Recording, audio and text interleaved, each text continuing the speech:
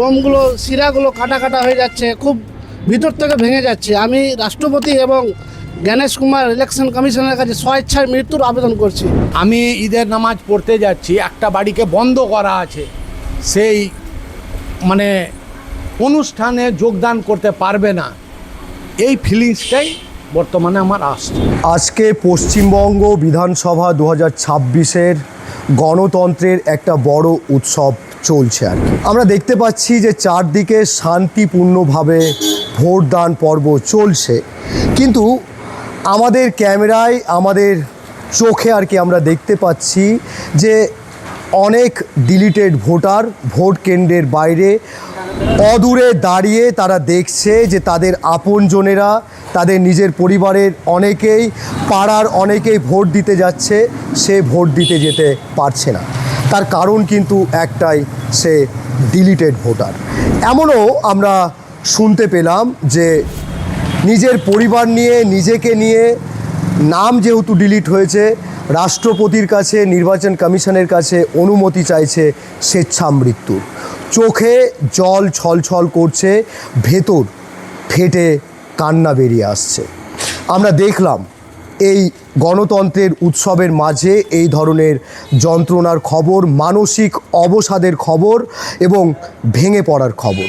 আমরা অভিযোগ করতে শুনলাম কেন্দ্রের শাসক দলের বিরুদ্ধে। আমরা শুনলাম, আপনাদেরকেও শোনাবো যে এটা কতটা তীব্র যন্ত্রণার হতে পারে যে আপনার পরিবারের 4 জন লোক ভোট কেন্দ্রে যাচ্ছে, উৎসবে অংশগ্রহণ করছে, 2 জন লোক বা 1 জন লোক সেই উৎসবে অংশগ্রহণ করতে পারছে না। না, আমি ভোট দিতে পারিনি স্যার। খুব দুঃখজনক বিষয়, আমি ডিলেটেড ভোটার। হ্যাঁ। আপনার পরিবারের কতজনের নাম? আমার পরিবারের আমরা 3 ভাইয়ের নাম নাই। আমি 2010 সাল থেকে ভোট দিয়ে আসছি।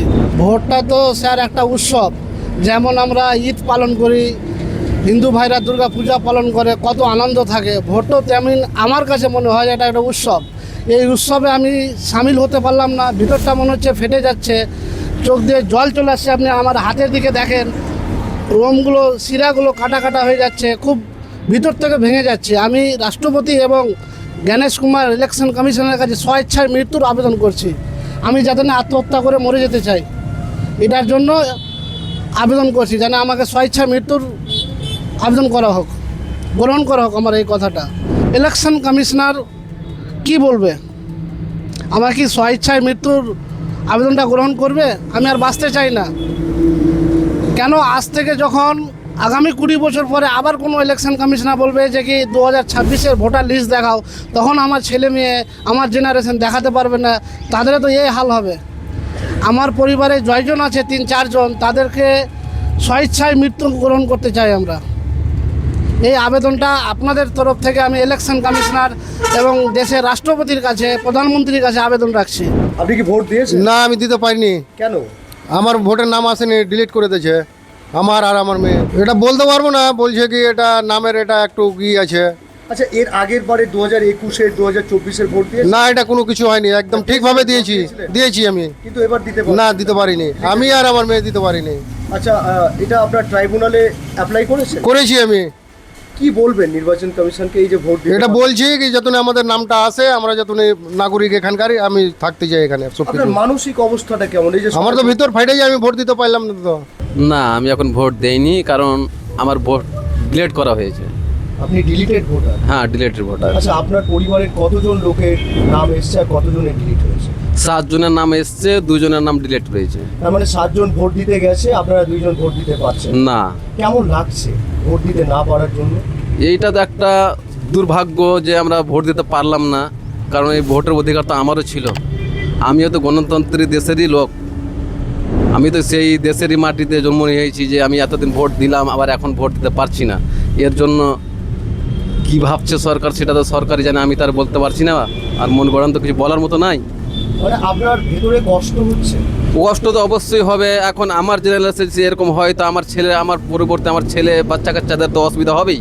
আবার যখন এই জিনিসটা খুঁজবে, এখন আবার খুঁজবে যে আবার 2026-এর আপনার আবার লিঙ্ক দেখাও, তখন আমি কোথা থেকে দেবো?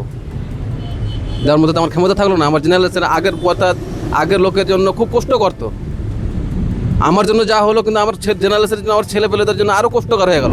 এই ব্যাপারটা তো ভোট কমিশনার বলতে পারবে এবং যারা ক্ষমতায় রয়েছে তারাই বলতে পারবে। এ তো লোকের জন্য সুবিধাকর না, লোকের জন্য ক্ষতিকর হলো, লোককে কষ্ট দেওয়া হলো। দেখুন, এটা খুবই দুঃখজনক এইসব, যে এটা আমাদের বড় একটা উৎসব বলতে গেলে। এই উৎসবে ধরে নিন যে আমার এই এলাকায় বা আমাদের যে রাজ্যে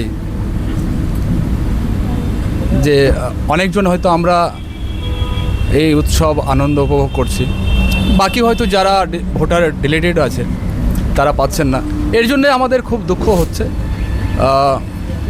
তা আমার একটা এবং আমার দেশের যে শ্রী নরেন্দ্র মোদী স্যার এবং শ্রী গণেশ কুমার স্যারকে বিশেষ করে রিকোয়েস্ট যে স্যার প্রত্যেকের এই উৎসবে সামিল হওয়ার নেক্সট টাইম ব্যবস্থা করে দিন। এবং অনেকে দেখছি যে আত্মহত্যা করার মানে চিন্তা ভাবনা রয়েছে, মানসিকভাবে ভেঙে পড়ছে, পরিবার নিয়ে আত্মহত্যা করতে চাইছে। এগুলো যেন আমার দেশের এইসব না হয় এবং আমরা চাই যে আমাদের দেশের মান সম্মান বজায় থাকুক। না, এবার আমি ভোট দিতে পারিনি। আমার নাম মোহাম্মদ জাকির হোসেন। আমার নামটা ডিলিট হয়ে গেছে।